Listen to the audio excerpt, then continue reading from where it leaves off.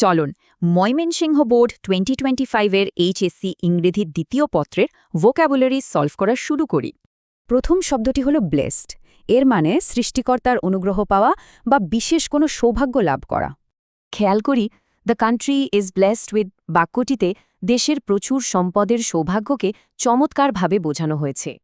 পরীক্ষার জন্য এর অ্যান্টোনিম বা বিপরীত শব্দ হিসাবে কার্সড বা ডিপ্রাইভ লেখাটাই সবচেয়ে ভালো হবে। আমাদের দ্বিতীয় শব্দটি হিউজ। এর মানে হল আকারে বা পরিমাণে একদম বিশাল বা অনেক বড় কিছু। এই বাক্যে হিউজ শব্দটি খুব সুন্দরভাবে আমাদের বিশাল জলজ সম্পদের পরিমাণটা বুঝিয়ে দিচ্ছে। সিনোনিম বা সমার্থক শব্দ চাইলে এনর্মাস কিংবা ভাস্ট লেখাটাই সবচেয়ে বুদ্ধিমানের কাজ হবে।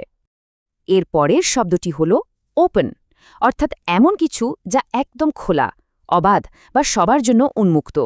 ওপেন ওয়াটার রিসোর্সেস বলতে এখানে চারদিকে খোলা এমন জলাশয়কে বোঝানো হচ্ছে যেখানে মাছ স্বাধীনভাবে ঘরে। ওপেনের সঠিক অ্যান্টোনিম হিসেবে পরীক্ষায় আমরা ক্লোজড বা ব্লকড শব্দগুলো লিখে দিয়ে আসব। 4 নম্বর শব্দটি রিসোর্স। এ সহজ অর্থ হল এমন সম্পদ বা উপকরণ যা মানুষের কাজে লাগে।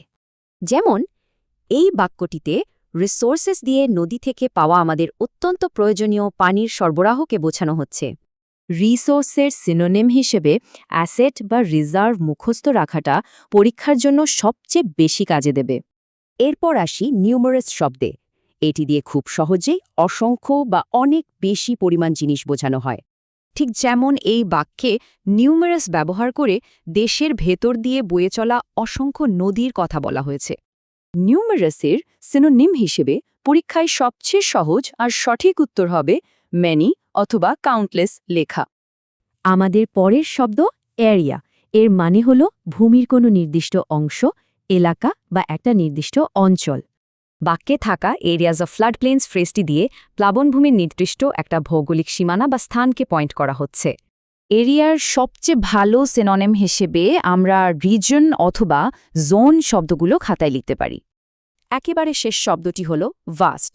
কোনো কিছু আয়তনে চরম বিশাল বা ব্যাপক হলে আমরা ভাস্ট বলি।